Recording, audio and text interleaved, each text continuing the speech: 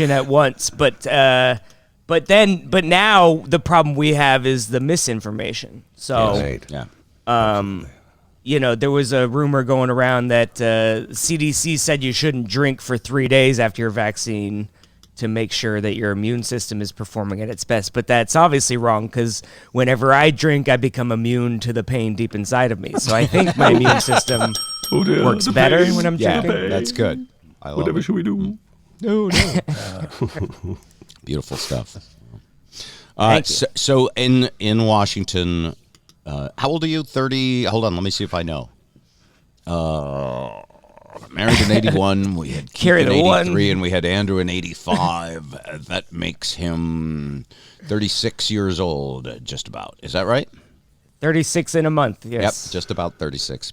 April 12th. There you go. That, by the way, you know, is my there's a field story that sobriety haunts- test for dementia.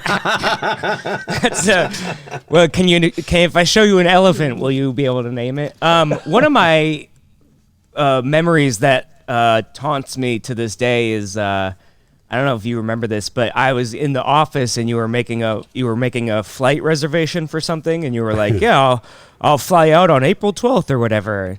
And then you hung up the phone, and I was like, "That's my birthday." And you had this look like, yeah, God, yeah.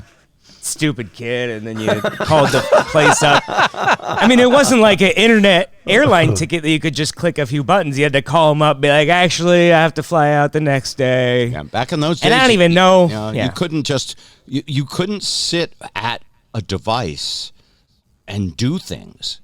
Like, to do things, you had to talk to people Yep. who worked in the clerical help people do things business, which is a whole huge business that's pretty much gone. I mean, when I check out for the groceries now, I see 12 people in line for the grocery clerk, and then I see this machine where I can scan it myself with no line. So that's right. That you remember that. That's quite something. But I just felt bad because I was like, what's a 12-year-old's birthday party? Like, a bunch of Looney Tunes characters and cake and, SpongeBob. Did you really need to be around for that, It probably cost you like a $300 change fee, it's the whole thing. Oh, it's okay. I mean, when you're doing what I was doing, or what anybody's doing, working a job, running around from obligation to obligation, when you're in it, you're just trying not to screw up more than usual. Just fail forward. Yeah. Because I think now, I used to not have time for stuff. Like the other day, Lisa said, "Would you do me a favor? Would you unscrew the light up in the bathroom and remove the dead bugs from last summer?" And I remember that. I was like, that's a thing that you have to do? You have to take out the dead bugs every year? Wow. How am I just finding this out at age 65?